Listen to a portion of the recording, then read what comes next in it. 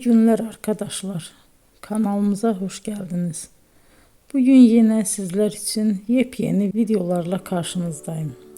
İki başarılı oyuncularımız Elçin Sangu ve Barış Ardus'tan güzel paylaşımlarını sizler için hazırladık. Elçin Sangu, Sevdim Alabora, Yalancı ve Mumları, Kiralık Aşk, İyi Günde Kötü Günde bu dizilerde rol almış ve herkes tarafından çok beğenilmiştir. Biz de Elçin Sangu ve Barış Ardus'tan en güzel sempatik fotolarını sizler için hazırladık.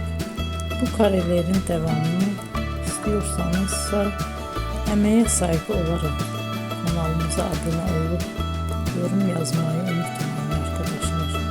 Teşekkür ederim.